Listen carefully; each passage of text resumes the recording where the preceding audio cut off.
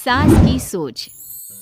गौतम, जा अपनी जोरू को बोल, अभी थोड़ी देर में तैयार होकर नीचे आ जाना। वैसे भी सारे मेहमान आ चुके हैं।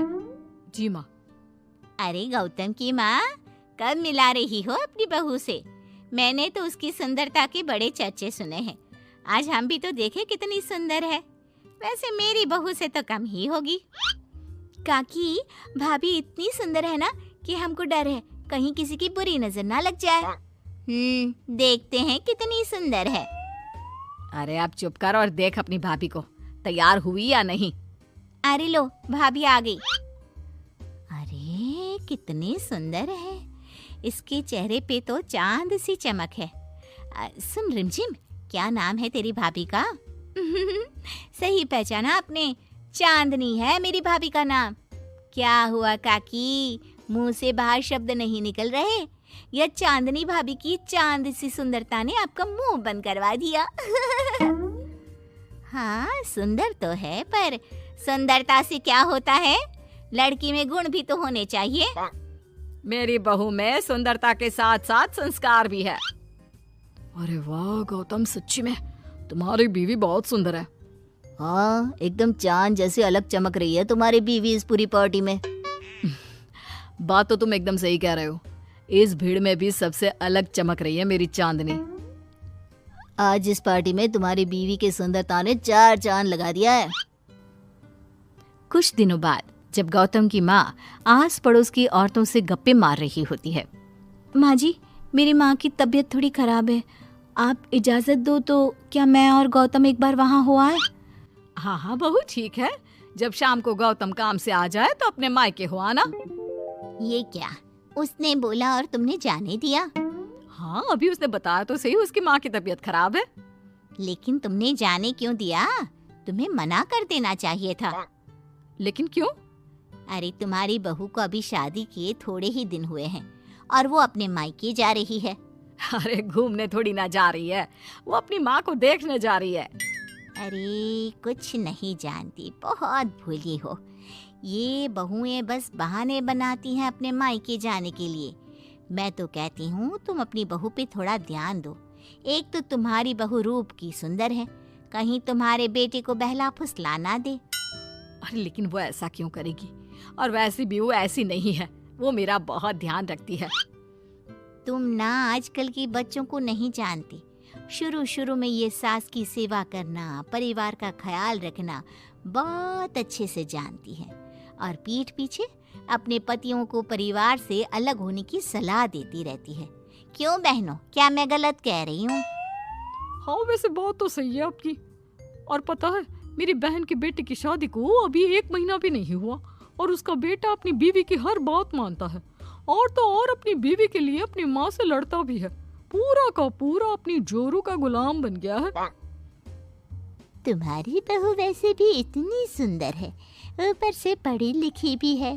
और आजकल की पढ़ी लिखी लड़कियां अपने पति को चिकनी चुपड़ी बातों में फंसाकर अपना काम निकलवाना जानती है। हाँ अरे हाँ, पर मेरी बहू चांदनी समझदार है।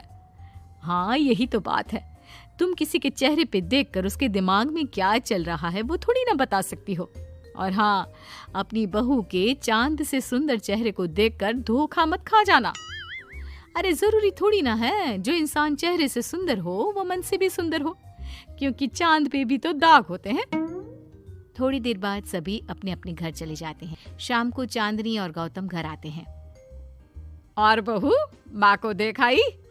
जी माँ जी, अब थोड़ा ठीक है। बहू, अब तुम्हारा घूमना फिरना हो गया हो तो घर के कामों में मेरा हाथ बटाओ। जी माँ जी। मेरा ये घुटनों का दर्द कभी भी शुरू हो जाता है। बहू, लगता है आज सारा काम तुझी को करना होगा। कोई बात नहीं माँ जी, काम ही तो है, काम तो होता रहेगा। आप पहले अपना ख्याल रखिए। ठीक है, अब तो इतना बोल ही रही है तो मैं अपने कमरे में आराम करने जा रही हूँ।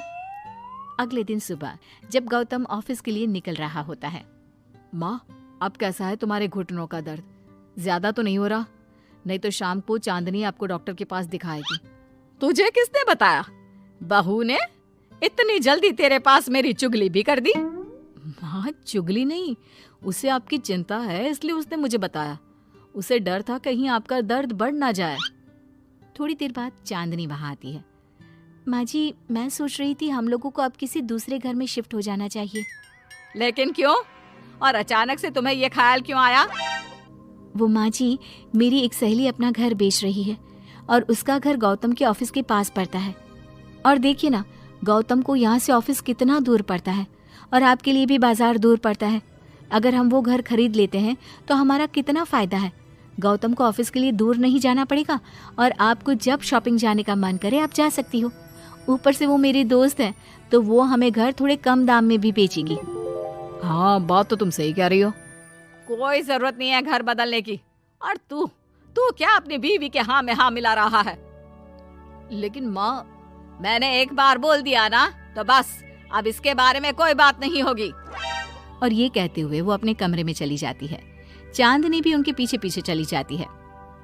क्या हुआ माँ जी? मैं कुछ दिनों से देख रही हूँ आप कुछ अजीब सा बर्ताव कर रही हैं।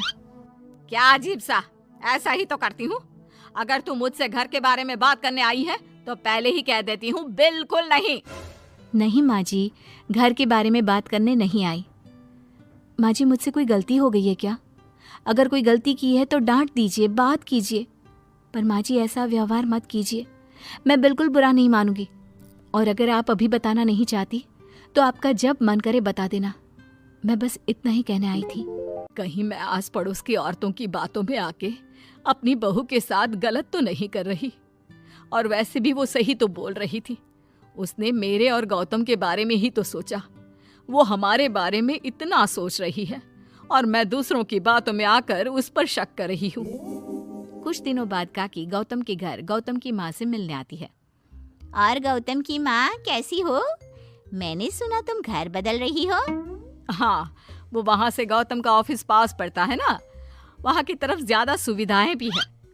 लेकिन इतनी जल्दी तुमने घर कैसे ढूंढा? किसने बताया? मुझे भी बताओ, मुझे भी अपना घर बदलना था। ये चांदनी का आइडिया था, उसी ने घर ढूंढा। देखा, मैंने कहा था ना, इसने अभी से अलग घर ढूंढना भी शुरू कर दिया। देखो, इसमें मेरी भी रजामंदी है। और तुम क्या मेरी बहू की जासूसी करने यहाँ आती हो या मेरा हाल चाल पूछने? मैं तो बस। और एक बात मेरी ध्यान से सुन लो, मेरी बहू भी सुंदर है, उसका मन भी उसी की तरह सुंदर है। और एक बात, चांद में दाग जरूर होते हैं, पर जिस तरह आसमान के सभी तारे मिलकर चांद जैसी चमक नहीं दे सकते, उसी तरह मेरी बहू चांदनी की सुंदरता और खूबियों की बराबरी तुम्हारी या और किसी की बहू नहीं कर सकती। कहने की जरूरत नहीं। काकी कोई भी जवाब दिए बिना चुपचाप वहां से उठकर चली